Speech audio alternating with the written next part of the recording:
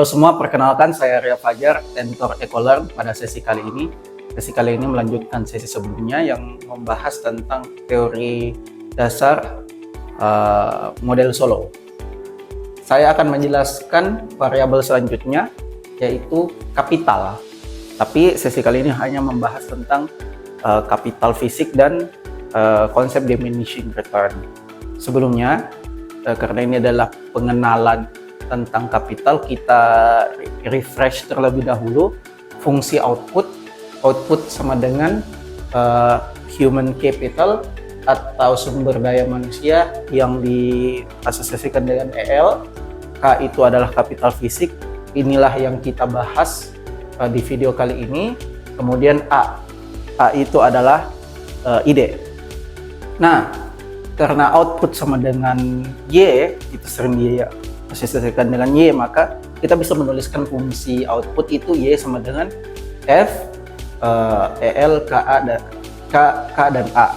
Nah, karena yang kita bahas cuman K, maka kita coret saja ini, maka fungsi yang akan kita bahas itu adalah ini, fungsi K. Pertama-tama teman-teman, apa itu kapital fisik? Kapital itu adalah segala input yang merupakan benda mati untuk menghasilkan output. Benda mati kayak bagaimana, Kak?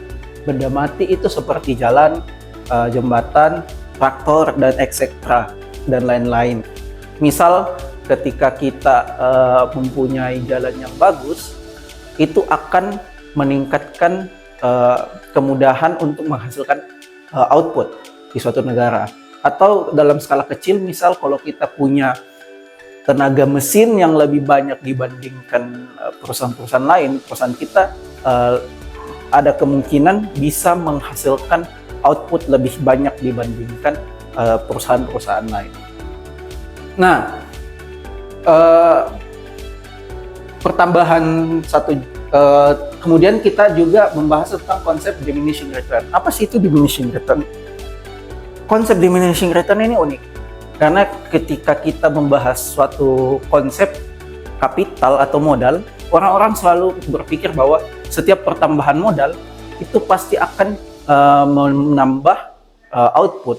Jadi sangat straightforward. Kita lihat di sini, ini adalah kurva asumsi sebelum ada konsep marginal diminishing.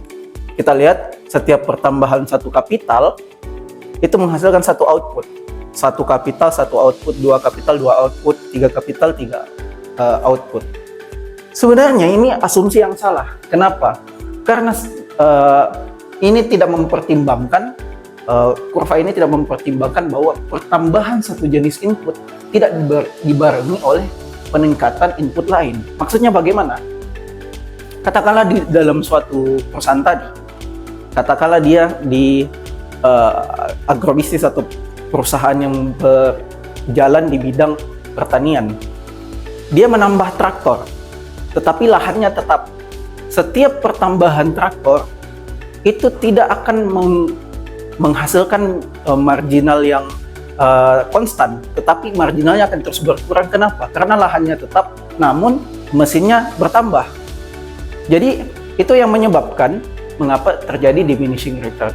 Misal, kita punya lahan 1000 hektar, kita punya mesin 100 ditambah lagi 200, pertambahan dari 100 ke 200 itu mungkin punya output yang signifikan, tapi ketika kita tambah lagi mesinnya menjadi 300 itu tidak signifikan. Kenapa?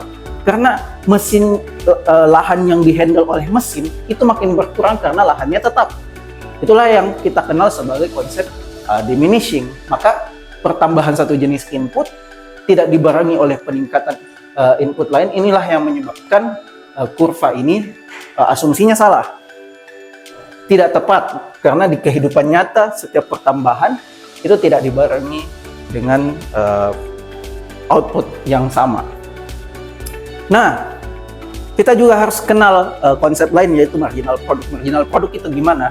Nah, misal input bertambah satu, berapa sih output yang dihasilkan? Nah, inilah selisih antara ini dan ini, itulah yang kita kenal sebagai konsep marginal product. Nah, marginal product di diminishing itu selalu berkurang, teman-teman, karena konsep tadi Nah, misal kalau kita asosiasikan FEB, kita tambah saja modal manusianya, maksudnya dalam arti kita tambah saja jumlah mahasiswa yang kita terima. Itu kita berpikir bahwa setiap pertambahan mahasiswa itu menghasilkan output yang tinggi. Tidak, padahal ini asumsi salah. Kalau seandainya kita berpikir bahwa kita menambah sebanyak-banyaknya itu akan menghasilkan output sebanyak-banyaknya, itu tidak benar. Karena pada dasarnya akan ada yang disebut sebagai diminishing.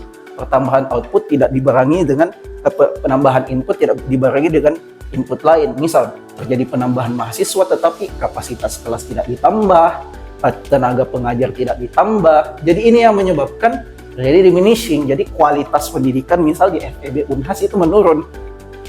Nah, karena kita sudah mengenal konsep diminishing tadi, maka fungsinya tidak lagi begini, tetapi berubah lagi menjadi begini. Apa ini? Y sama dengan square root K atau akar K. Maka kita lihat di sini, teman-teman, di kurva ini sudah ada diminishingnya di sini. Inilah konsep diminishing. Visualisasi diminishing itu seperti ini. Y di aksis vertikal dan K di aksis horizontal. Misal ketika kapitalnya sama dengan 4 akar K itu sama dengan 2, 9 itu nanti dia meningkat jadi 3, 16 dia meningkat jadi 4. Seperti itu, teman-teman. Nah, makanya kita lihat di visualnya, kurvanya itu dia seperti ini. Dia tidak lurus. Inilah yang kita kenal sebagai diminishing. Nah, ini jugalah yang menyebabkan mengapa di video sebelumnya saya jelaskan mengapa negara Jepang dan Jerman itu pertumbuhannya tinggi. Ya karena pertama, kapital mereka masih sedikit. Ketika kapital masih sedikit, setiap pertambahan input kapital, maka output yang dihasilkan itu tinggi. Persentase outputnya tinggi, makanya pertumbuhan ekonominya tinggi karena kapitalnya masih mulai dibangun. Ketika kapitalnya sudah banyak, nah baru pertumbuhannya sudah mengalami diminishing, makin berkurang dan makin melambat sampai pada tahap yang kita kenal sebagai steady state. Itu saja untuk capital fisik dan diminishing return. Selanjutnya kita akan membahas tentang kapital dan konsep steady state. Terima kasih.